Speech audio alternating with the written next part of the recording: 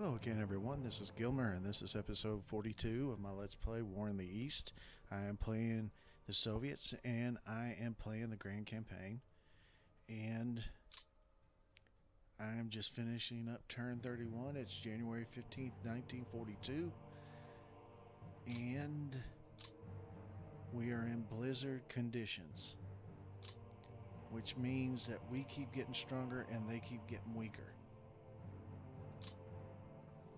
Hopefully that means that some good things will happen.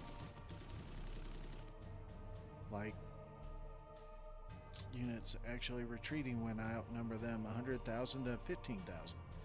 But no, I don't expect that to happen every single time. We are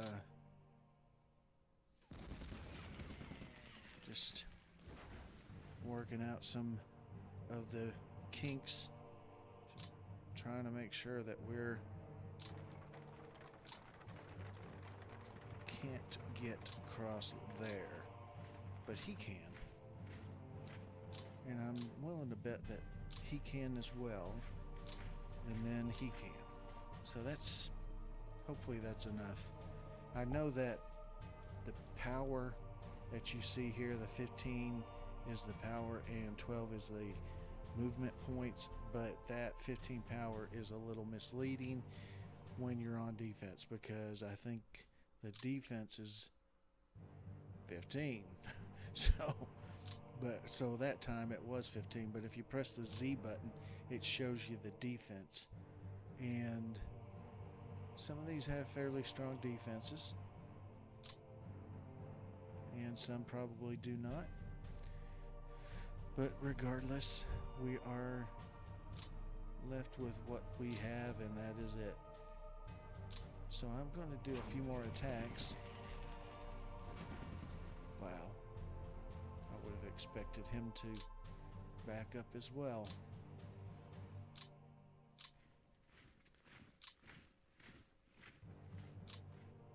We will move there, that unit. Let's see. Yeah, 78,000 to 20,000. We weren't successful, but it's cumulative, so we're reducing their fort value or their entrenched value when we attack. So when you see it say, 86% or whatever fort value has been reduced or whatever, that means the next attack's going to be marginally easier, hopefully. So there is some value in attacking even if you end up losing. And I'll try to show it. See, defender fort level reduced 2%. I don't know exactly if that means the fort was reduced to 2% or it was reduced down to 2%. But either way, it is things are cumulative. They are moving in the right direction, because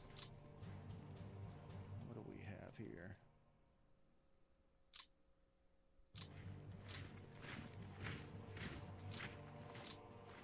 We just want to make sure that we're doing attacks on all fronts just to keep the pressure up. As long as we're getting 88,000 to 15,000, I'm going to keep doing attacks, because eventually that's going to pay dividends. It's probably already really actually paying dividends, but we won't know for sure until maybe a few years down the line, to be honest. But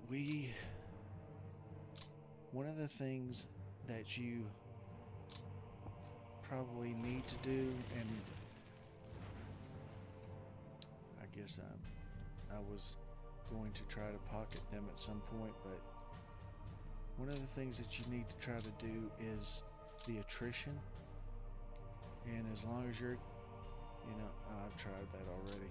As long as you're getting, probably less than 2-1 losses, if you're getting even losses as the Soviets, you're winning the attrition battle, because the Germans can't keep up with you for manpower. They just can't do it. That's why they lost to begin with.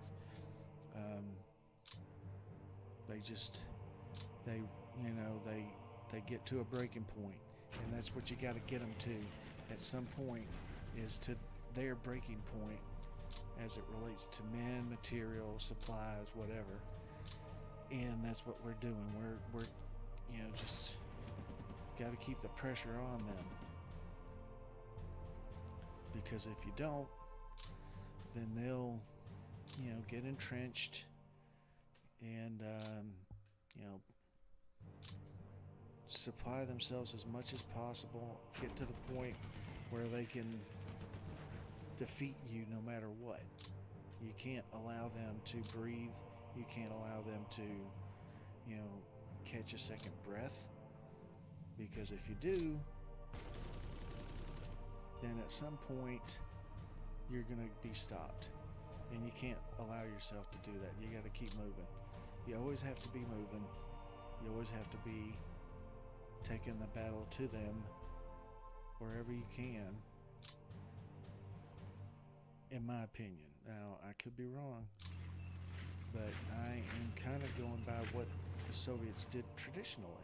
They kept it. Once they got the upper hand in the winter of 41, they might have retreated a couple times, they might have lost some battles, but from that point forward, it was, make sure you're attacking the Germans almost at all times, make sure you're keeping the pressure on them, make sure that they have no way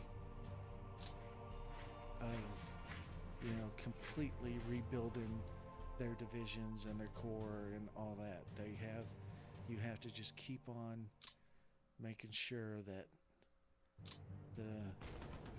you're keeping ahead of their resupply, and you're keeping ahead of their manpower getting back to the line, and you're keeping ahead of their tanks getting back. And the way you do that is just keep attacking. Just keep attacking. And that's what I'm going to keep on doing, one way or the other. And I'm kind of to the point where I'm just going to, attack just about anything if I can.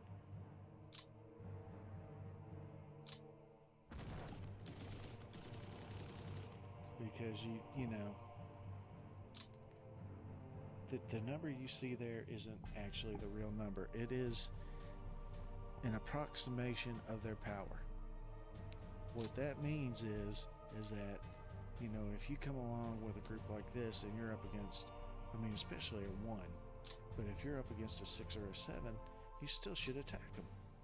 Because, oh wow, can't believe that guy held.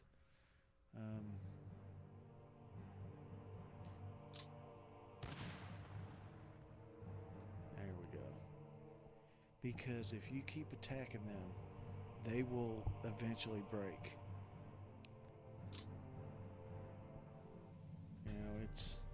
You wear them down.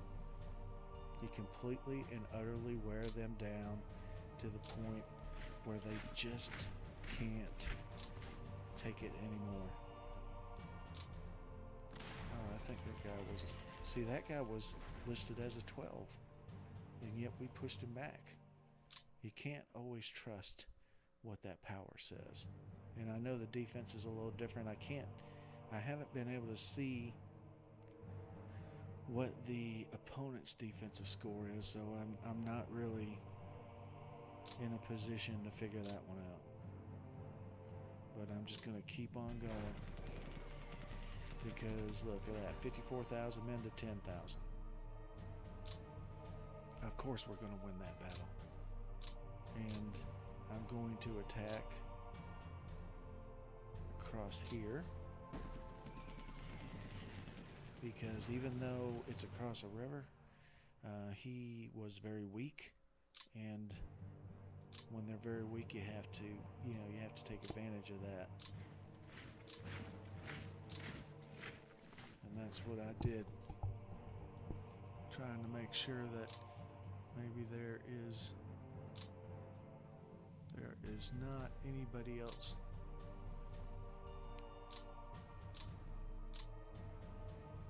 There we go. Just trying to find some more people to stack on him. Now see, that guy's a 9 and they're 2 1s. Their power is 1, but they could very easily gang up on this and make those guys retreat or even rout them. You just never know, especially with the Germans. So I'm just gonna go up through here and just kind of look. I still want to try and pocket these guys there. I control that hex, and then I got these 2 stacks here, but I can't get any units right there because of the zone of control. But he is isolated. They probably will break that bubble though. That's why I'm not attacking him, which I probably should, considering that he probably will not be there next turn. Let's see what I can get. Not as many as I had hoped. Nah. Oh, wow. So we did rout them. We did not make them surrender, but I think in that circumstance, you had to kind of go with what you could do as opposed to what you wanted to do. Holy shit, what did I just do?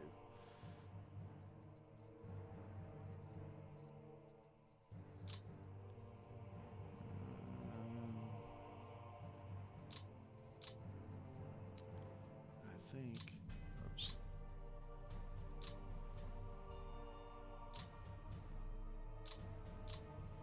I'm not sure.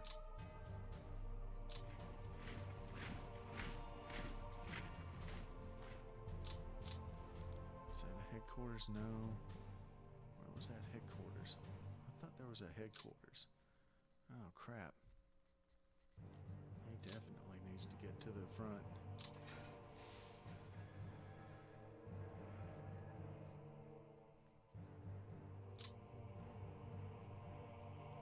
Volga Air Command. We don't really need him up here, do we? But now let's go ahead and bring him up.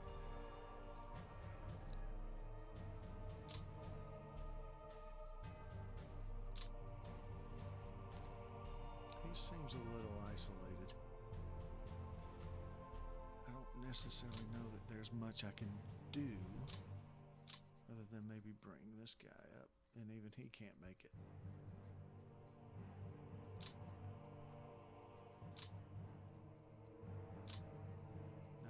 Can get there. You're on your own, pal. Okay. I could probably do some hasty attacks, but I don't really want to get into the habit of doing a bunch of hasty attacks because they really tend to lose a lot unless you've really, weakened them up.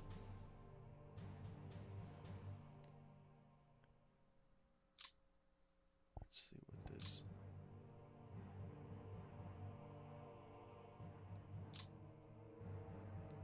What the hell?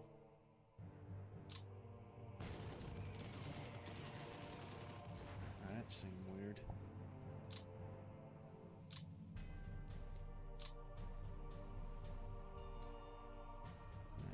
To hell with you.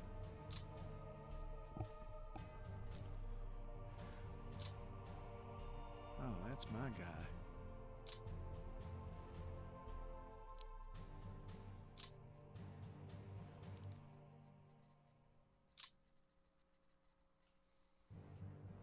Wish I could get these guys. See, he is...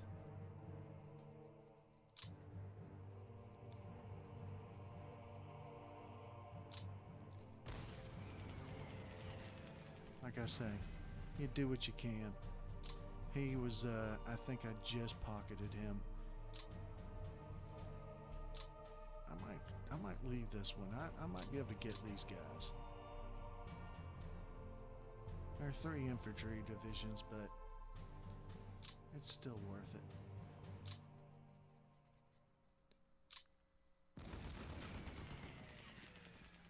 See, you gotta do all your attacks.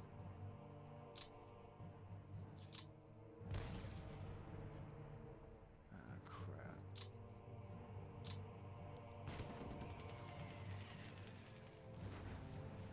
Oh well.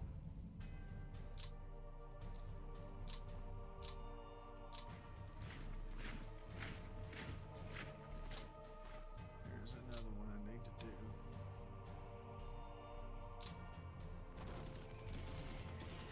Yeah, there you go.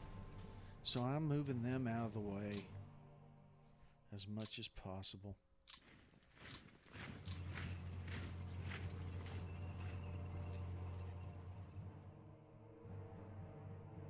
I still can't get over losing that one. I think we should have won that one. Of all the ones that we've won or lost, that one seems to be the one I mean, you know, relatively speaking.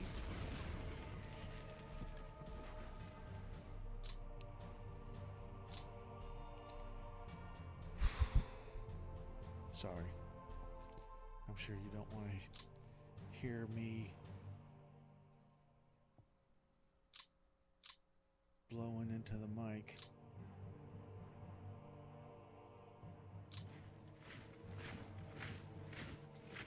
There we go.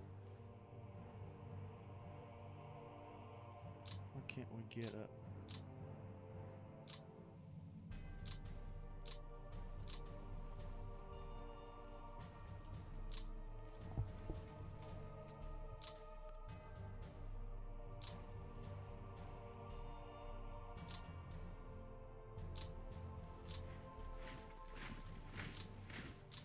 So let's just strengthen this line up a little.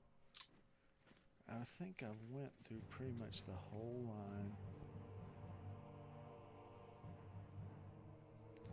and looked for targets of opportunity. Alright, so let's go ahead and process a turn.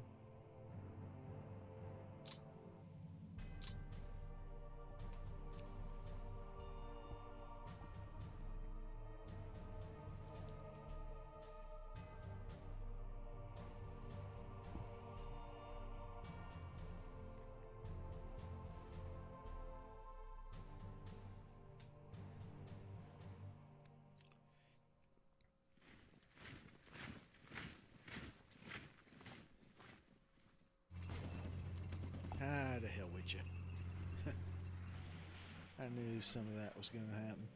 Look at that. They've got some pretty powerful troops there.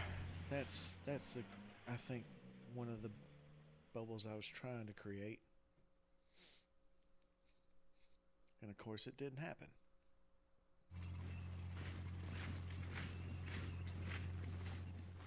I don't know if you can see my mouse, but it bugs me when it's in the middle of the screen.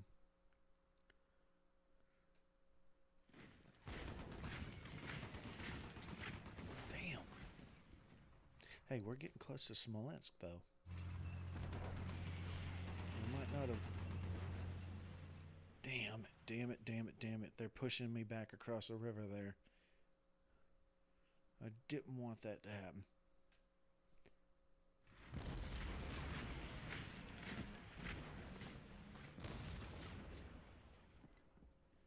I don't think so. Not there. There, probably, yeah.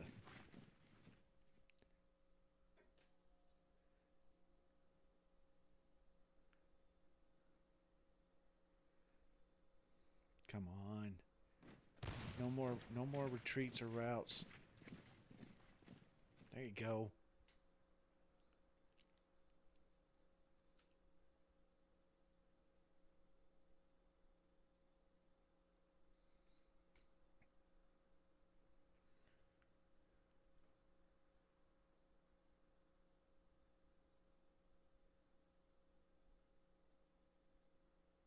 It's thinking.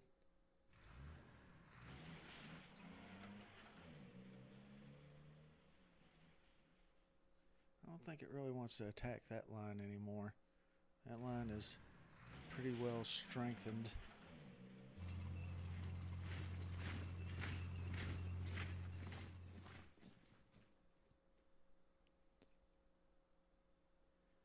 And there you go. Turn 32, January 22nd. Did I say January, what was it, 15th, 1941? If I did, I obviously meant 1942.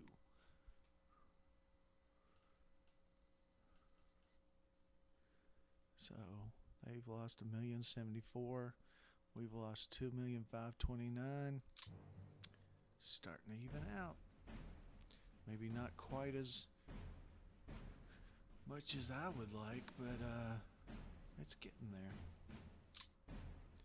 Look at how strong that is. I want to really get this guy out of the... Oh. That's exactly what I didn't want to do. We'll put him there. Let's see if we can't move this guy.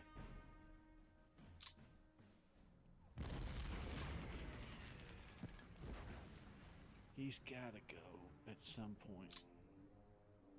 Oh, damn it.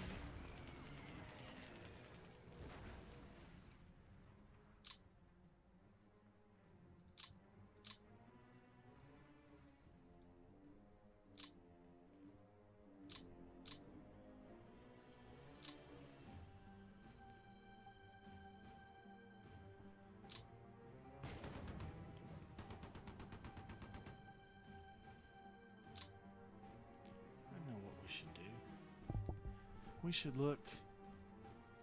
I want to see what... Well, first thing I need to do is turn that off.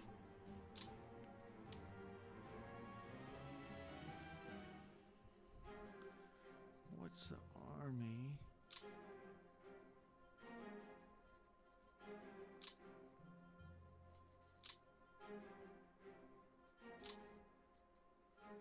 Get him out of the way.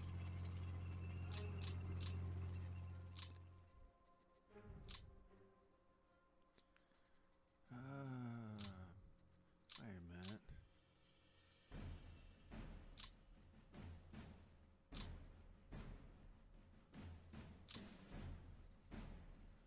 Dude.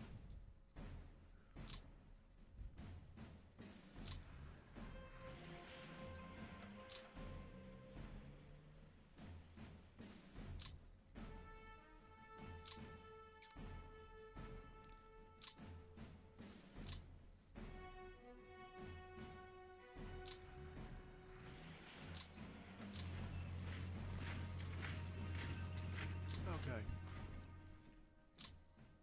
I was looking.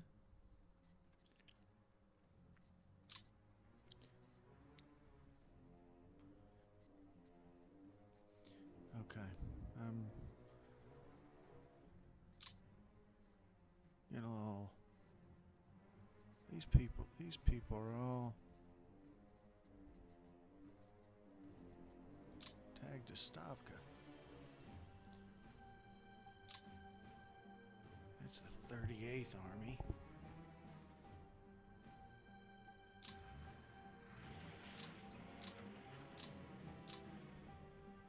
All these airfields are probably too far back from the front. Damn it. What happened to...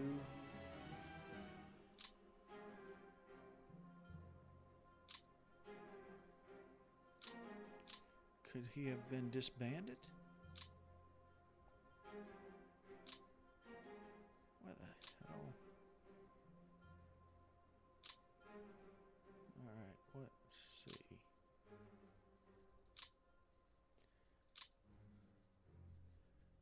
Where it... Okay.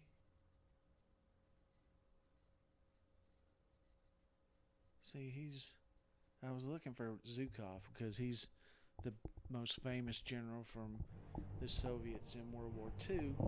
And I just wanted to see what his win-loss record is now. So he's at 23-19. So that's better than where we found him. I'm just kind of wondering where the 40th Army actually is. He was around here somewhere. I guess it doesn't matter. I guess I don't have to see him. Who's in charge of this? Lucan. 26 and 29.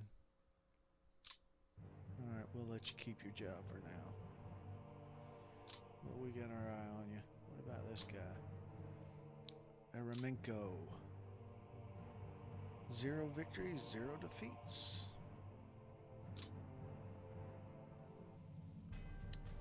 That's a hell of a war record. Oh, wait a minute.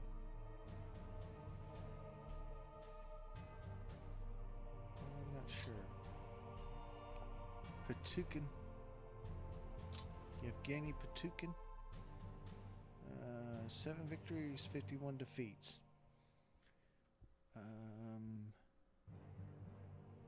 Yeah. He's not.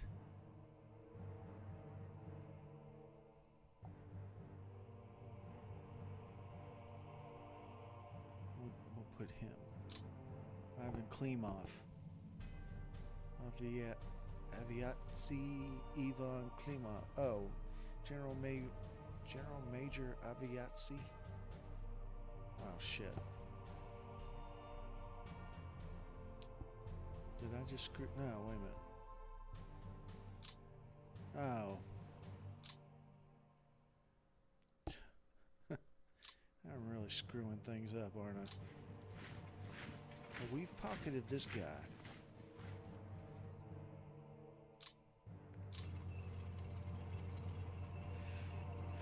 As you can tell, they've kind of retreated from this area.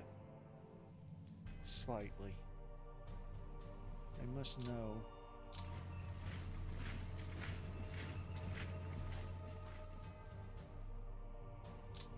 that we're coming and we're pissed.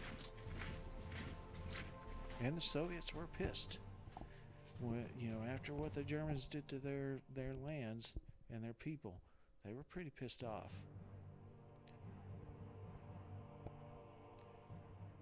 I think I only just now pocketed him there, so I'm going to leave him to kind of get settled down for a turn. Look at this guy. The Italians. They're lovers, not fighters. No. They held. They didn't hold a second time. I'm just kidding about them being lovers, not fighters. I mean, I'm not putting down the Italians at all. Not trying to anyway.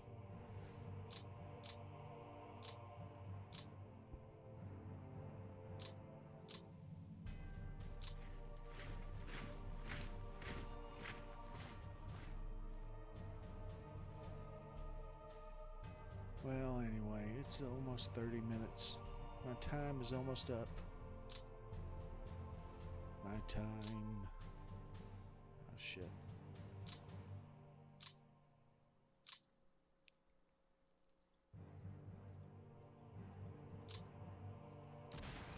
Sometimes you click and click and click, and it doesn't happen. See, that says they're all selected, but I don't think they really. Yeah, see, now there's none of them selected, or there are none of them selected. Okay. Anyway, thanks for watching. I'm going to call this episode to a close. I will see you next time. Thanks a lot.